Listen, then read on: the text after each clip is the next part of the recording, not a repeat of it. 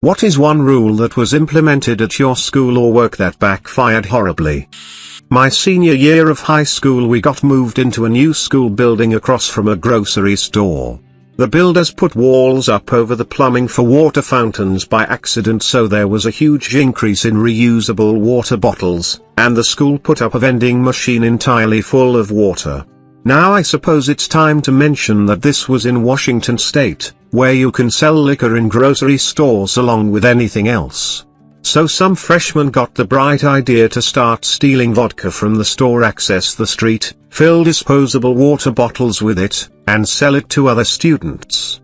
This caused a huge problem with a large population of drunk underclassmen wandering the halls of the school and getting into trouble. Finally the staff got together for a meeting about what to do. Someone suggested banning water bottles. So now students had no access to water during school hours, and everyone was enraged. There were articles written about it and parents complaining. People all over town were talking about how we had a ban on water. They eventually lifted the ban, and the vodka problem resumed. TLDR, my school had kids selling booze in water bottles and banned water. My middle school had a no-touching rule, which meant you'd get suspended for high-fiving a friend. Girls got in trouble for hugging their friends. Our teachers thought this was ridiculous and would have students high-five each other in their classes for a minute every day. So many kids got suspensions that the rule stopped being enforced and only counted if you touched a kid in a bullying situation or sexual harassment. Not sure if it was exactly a rule, but my middle school once encouraged kids to not touch each other at all to reduce physical harassment cases, even friendly gestures among friends. All it did was get the kids running around touching each other around campus for about a month and a half, screaming physical harassment. As they did so, to add insult to injury, they did it twice as often in front of the admin who made the presentation about it. In my dorm, if you did something that triggered the smoke/fire alarm, you had to do a safety presentation for everyone on your floor. This was intended to deter pranksters from pulling the alarm. A guy on our floor was making grilled cheese in the kitchenette, and burned it, which legitimately triggered the fire alarm. Afterwards, he explained, assuming that since it had been a legitimate alarm, and not a prank, that he wouldn't have to do a presentation. He was, of course, wrong. So, the next Wednesday night, the entire floor assembled, and we were treated to a 30-minute safety presentation on the dangers of grilled cheese sandwiches. It contained literally nothing about fire safety. It was all choking hazards and cholesterol. Our RA was furious, but the student pointed out that the write-up that he'd been given just said safety presentation. We didn't get any more presentations after that. My high school made students wear these neon t-shirts that read "dress code violator" if their outfit didn't adhere to the school's policy. They became so popular the school began selling them 1 week later. We got a new manager for our office. She was an outside hire and was trying to prove herself quickly, and she was obsessed with efficiency. So, her first week here she sent out this very rudely worded email about employees eating at our desks. We have a very small break area, 4 tables, and we have about 300 employees here, and that we all had to stop eating at our desks, because it was not efficient to eat and try to work at the same time. Through a coordinated effort by some of the more sassy people at the office, they all had their lunches at the same time and filled the break room with about 90 people. Elbow to elbow, and they all ate standing up. Literally, the next day after that happened, she sent out a follow-up email saying that we could eat at our desks, but she advised us to take a break from our work from time to time. It was pretty funny. School I attended emailed the entire student body to not use Yik Yak because students were being bullied on it. All of the students, myself included, who hadn't heard of the app immediately downloaded it and began using it. New manager got rid of the sofa in the break room so people couldn't nap on their hour-long lunch break. No one overslept or took the piss, but it was good to have the option on a tough day. Stoner guy started sleeping in other places, including in between walls and in the warehouse. That's when we started losing him and couldn't find him, as he'd go into a deeper sleep and was less likely to be disturbed. He didn't lose his job somehow, that place had a hard time hiring. Edit, to clarify where Stoner Guy would go, we'd find him in between walls and shelves. It was a DIY store that had been something else years before, so there were random partition walls and oddly laid out shelving units everywhere, a real shit show of a store layout. He had quite a few places to hide in and nap. If you return a library book late, your parents would have to return it and explain why it's late. It worked about as well as you would think. The rule lasted a few months before they figured it wasn't worth the cost of replacing all the books. My 4 years of high school were full of my school trying out new policies and procedures to use in the future. My sophomore year, my school decided to make tests count for 100% of the grade, and homework count for 0%, but it was still assigned. And as you'd expect, kids did absolutely no homework. The ones that didn't retain information well, or were bad test takers, struggled pretty hard to make the grade without homework padding it. Our failure rate was pretty high that year. Then my junior year, they brought homework grades back and made a new rule that there were no due dates, nor penalties for turning in late work for your 6 weeks. We didn't do quarters. As long as it was before the next 6 weeks started, you were good. This led to students doing no homework until the last few days of the 6 weeks, and teachers had to accept and grade them all before grades were due. This put teachers under immense stress by causing them to work insane hours and spend every hour at home grading, which made them very irritable and more likely to just shove pointless activities and busy work at us until they could finish grading. This was actually in the news a couple of months ago. We had a really hot summer last year, and the boys at my little brother's secondary school were mad that they couldn't wear shorts but the girls could wear skirts. The junior leadership team brought it up at a meeting, and the head teacher jokingly went, "All right, if the boys want to wear skirts, then let them." A group of boys went to school wearing skirts the next day. Then it wasn't just a group of them. A school in my area jacked up the cost of the parking pass. People protested by not buying the pass. Instead they rode the bus. Funny thing is, the county really relies on juniors and seniors driving because they don't have enough buses for all the students. The parking pass fee dropped. People drove again. Don't ever let them tell you driving to school is a privilege. They need you to drive to school. At a former job, software development, there was a foosball table. People would play reasonably often, but just one game to take a break. One day, management came down to the software engineering floor and saw people playing foosball in the middle of the afternoon. They declared no foosball until 4:30 p.m. That ended up making it so that everybody knew when there would be other people wanting to play foosball, so it was much easier to find somebody willing to play and significantly increased the amount of foosball played at work. High school took all the stall doors off the boys' bathrooms because of graffiti or something. So I started pooping in the bathroom near the office. After a couple of times of the superintendent coming in while I was doing that, all the doors were put back on. I'm a programmer.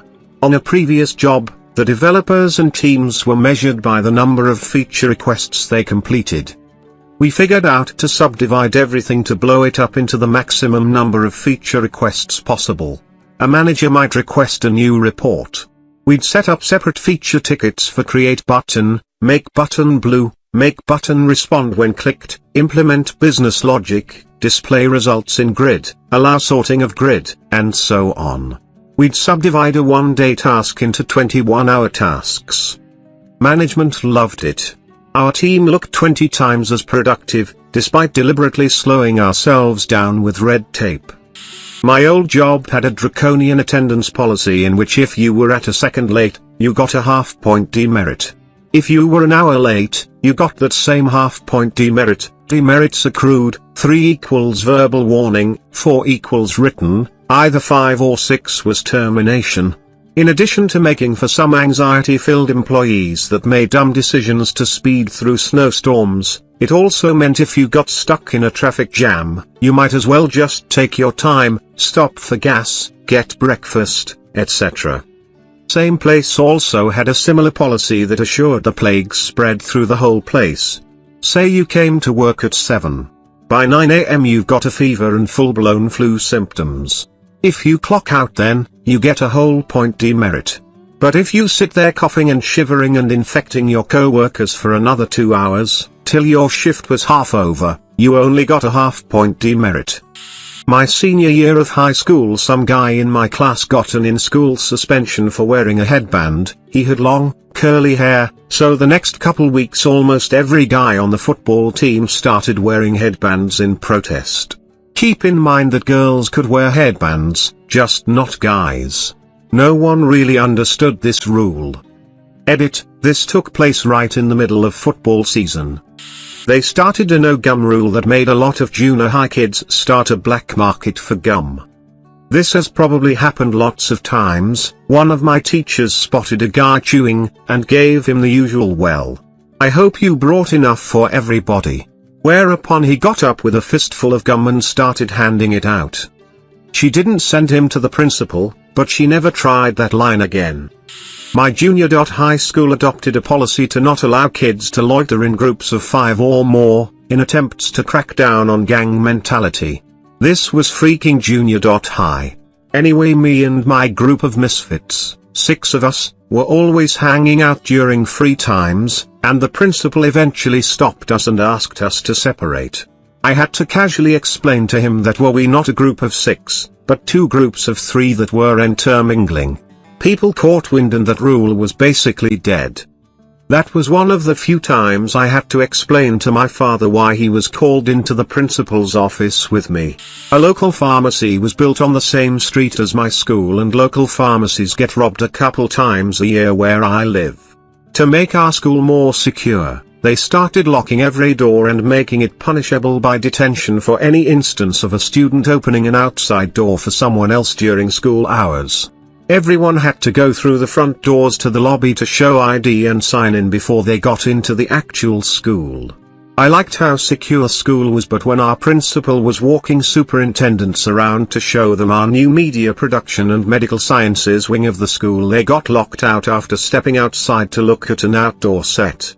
That spot was on the complete opposite side of the school from the front office. During class change they tried knocking on the door to get a student to open it. Everyone ignored them and followed the rules. Those old men and ladies had to walk around the school in 95-degree, 90% humidity weather, sweating their suits off. Our principal did commend all the students for following the rules at the next school assembly and said he was proud to show how safe the school was. Cool dude. My company, as part of its alcohol policy, said you should not drink for at least 4 hours before coming to work. When engineers got called about production problems over the weekend, they all just had a beer but could be there in about 4 or 5 hours. No running during recess.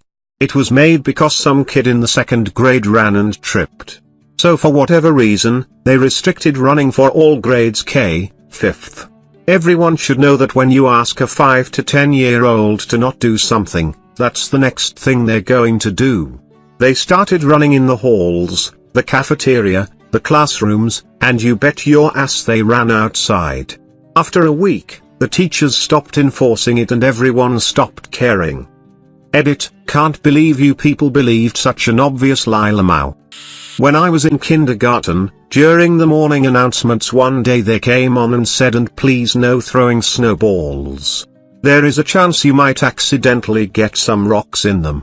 You could see on the faces of all 20-some students the realization that OMG, we could put rocks in them. I went to a private school for elementary, where uniforms were strict. If you didn't wear a belt you'd go to the principal's office and he would make you use a shoestring. Well, when he opened the drawer there was like 6 different colors and everybody thought it was really neat, so for a short period of time there was a bunch of kids coming to school with no belt so they could wear their lime green shoestring belt. I used to work for a production company that employed a lot of really skilled, award-winning editors. There were producers and executives and directors, but the real money makers, the people who really made the company, were the editors, so the company was basically centered around them. The executives would always order in food for the editors, and the editors would usually eat in their offices while doing their thing. One day the executives decided to cut paid lunches to save money. The editors all thought this was a dick move, so they'd go out for lunch and sometimes stay out for like 3 hours. There was nothing the company could do, really, because these editors were top of their game, and if Warner Brothers heard that the editor they always used had left, they might leave, too. So the company couldn't do anything. They saved maybe $15 per person per day, but lost like 4 hours per person per day. My dad was a corpsman with the Marines doing high desert training in the Mojave. They had a big problem with unidentified snake bites. People would get bit but not identify the snake, so it was hard to find the right antidote. So my dad got all the Marines in a room and said, if you get bit by a snake, bring it back here so we can identify it. Not even a full week later they had to alter the wording a bit, because a Marine was bit by a rattlesnake and decided to bring it back without killing it. This man had carried this snake all the way back to base alive, and the snake decided to let him know exactly how he felt about that by repeatedly biting his arm the entire time. Needless to say, that Marine went home, and they made sure to hold another meeting where they told everyone to kill the snake, then bring it back. Edit, he kept the arm. They got him to base hospital in roughly 50 minutes and gave him anti-venom. He was out for 6 weeks. This was in 1995 at 29 Palms, he calls it 29 Stumps, 4th Marine Division, EA Reservist Marines out of Buffalo, New York. I told this story before, but in high school they banned backpacks in classrooms. Everyone was pissed. Some girls started bringing bigger purses to put their books in, so a bunch of dudes brought their mom's purses in and were using those for school books. Administration and teachers got upset because we found a loophole, so they banned purses too. At which point a bunch of moms got upset because their daughters had to carry around tampons and stuff in their coat pockets, in addition to all of their books, notebooks, calculators, pens/pencils, and whatever else they have in those purses. Finally the school let everyone have their backpacks back. Edit, knowing that other places banned backpacks makes me feel a bit better. What would make me feel a lot better is going back in time and telling Mrs. Gaines that she can eat a bag of decomposing dongs for suggesting that we get rid of our backpacks. That lady hated teaching, and she hated students, she just loved control. Already having an authority problem, I bucked up at her more than once. I remember one story where me and a bunch of other seniors started compli-salting each other. We'd pay each other compliments, but in an insulting tone, start to act like we were going to fight, then hug it out. We thought it was hilarious, but Mrs. Gaines thought we were being disrespectful to her authority because we'd compli-salt each other a bunch outside of her door. Once we learned this annoyed her, we started to do it more until some pink slips started coming out and people were getting sent to the office for complimenting each other in a loud tone. What a joke of a teacher. They made a new rule where we had to ask permission to use the restroom during lunch. We all coordinated and the whole cafeteria would raise their hands at once to request to go. They responded by sending us 2 at a time.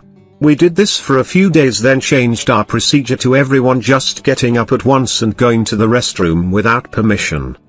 They didn't ever officially do away with the rule, but the teachers on duty in the lunchroom eventually just stopped enforcing it. Edit, it's interesting how many people responded something like my school had the same rule, and how many people said something like WTF, that's the craziest rule I've heard of, is this even real? Zero tolerance, which means if you are involved with fighting, you will be kicked out. No questions asked. They think it would means no more fighting. Nope. It means if the bully is beating up a kid, no one would step in, for fear of involving with the fight and getting kicked out. No one would snitch because it means the bully will target you next, and now you are involved in fighting and get kicked out. It is a shit policy. My high school had a really bad problem with students showing up to class 5 minutes late every day, so they tried 3 different solutions. First, they stopped letting us use lockers. They quickly found out that just meant that nobody brought their books to class. Next, they decided to ban use of the restrooms between class periods. Teachers started complaining about everyone asking for a bathroom pass as soon as class started, so that was abandoned after a week or so. Lastly, one week they made a ton of announcements Monday to Wednesday that all students were to be on time for class. Then on Thursday they suspended any student who was late for insubordination. Turns out that included half the football team. This occurred right before the biggest game of the year. In a town of 4,000 people, this game attracts 16,000. So yeah, they gave that up as well. Work wanted everyone to come in even when sick so my boss can inspect me if I can work or not. Doctor's note not accepted since they can be fake. Vomited on his desk over important papers. No regrets. There was a rule they put in place my freshman year of high school, that if you arrived late, i.e. after first bell, you couldn't park in the parking lot. You'd have to park at the gas station down the highway and walk to school, making you even more late.